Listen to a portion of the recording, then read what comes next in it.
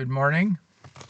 I'm talking to you from June 2022, and if you're watching this video, I assume you're interested in Step 11 of the Alcoholics Anonymous program. So I'm going to share a little bit of my experience and insight with you here. Um, I'm not trying to sell you anything. I'm not trying to get you to join anything. I just want to share my experience with you, in the hope that you will find some benefit to it.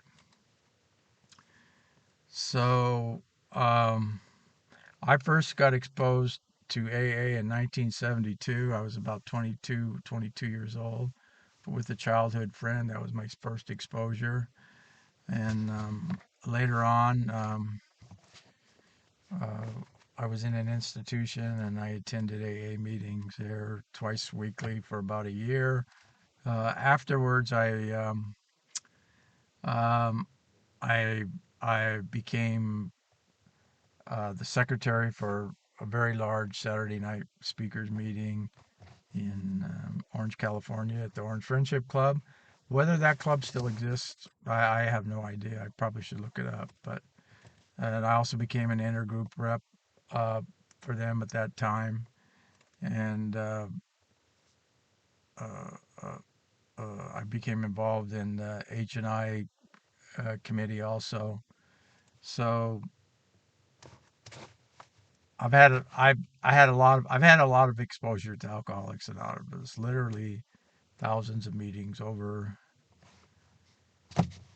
well, you do the math. The 19 Let's just count from 1976, 86, 96, 2006, 2016, 46 years. So,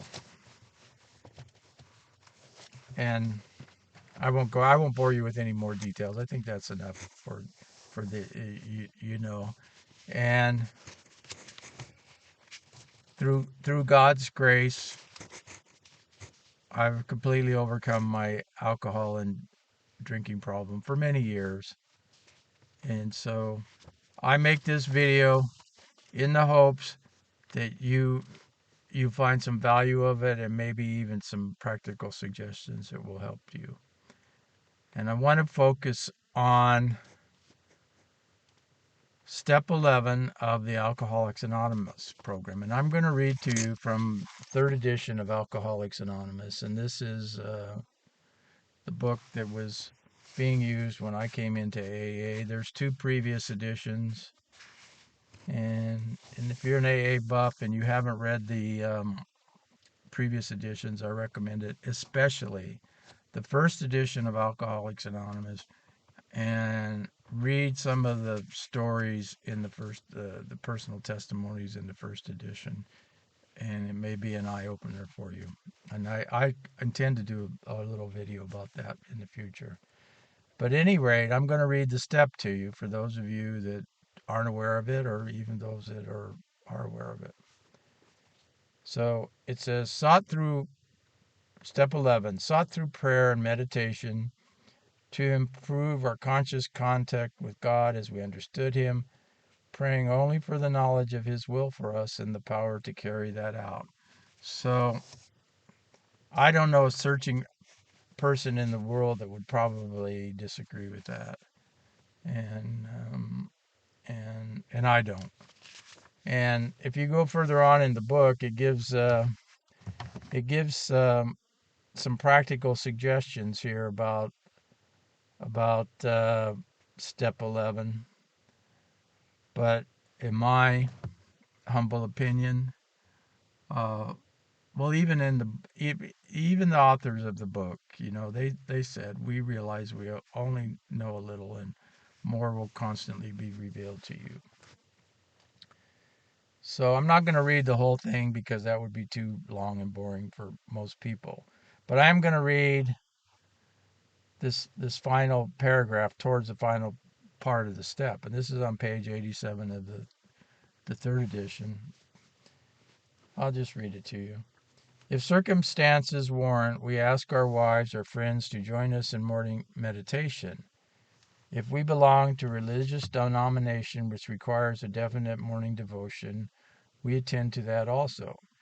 If not members of a religious body, we sometimes select and memorize a few set prayers which emphasize the principles we have been discussing. There are many helpful books also. Suggestions about these may be obtained from one's priest, minister, or rabbi.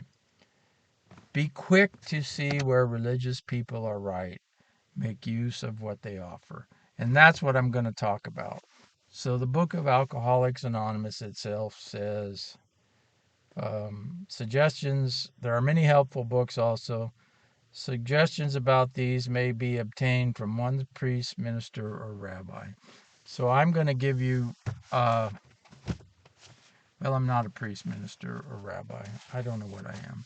But I'm going to give you some suggestions, and you can check it out if you choose to. And if you are a person that's really yearning to know God, really, really wanting to, yeah, you're really yearning to know God, seeking to know God, yearning to know God, then I think you might find this very valuable. I hope you do. And if you do, at some point, you might want to post something in the comments. There is a book, and it's a book that's been around for a long time. It was published in 1850, 1815, I believe, and it's called A Guide to True Peace. And it was put out by the Quakers. Now I'm not a Quaker. I've never been to a Quaker meeting, although I would like to go sometime. I've never been to a Quaker meeting at all. Um, but that is an excellent book. And I'm not trying to sell you the book.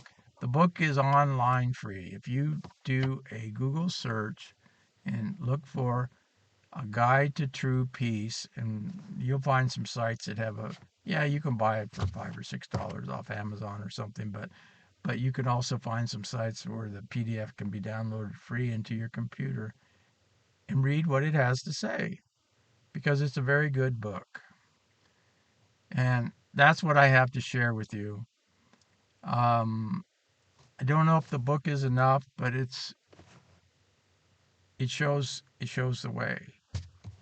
There's a lot of truth in there.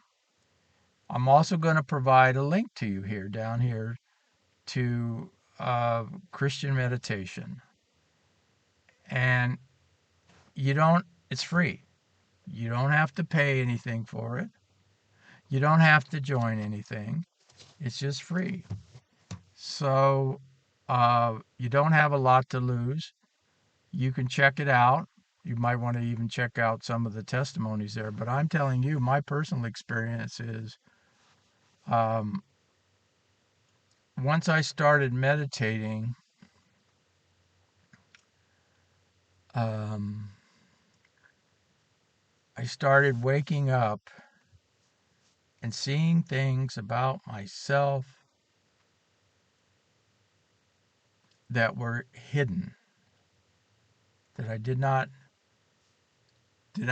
know, that maybe I had kind of suspected, or little little I don't know how to even express that. At moments in time where I saw certain things, but I I started really seeing the truth. And for me, for me, uh, a very long journey, and but those were my personal circumstances. But I know there's real value there, and so that's basically it. Check it out. Then it isn't going to cost you anything if you're yearning to know God, if you're seeking to know God, if you want to get closer to God, then I recommend that both the book and the link that I'm putting there. And again, I have there's no ulterior motive. There's just nothing. And I hope the good Lord will bless you and bring you closer to Him through what I put here. God bless and take care.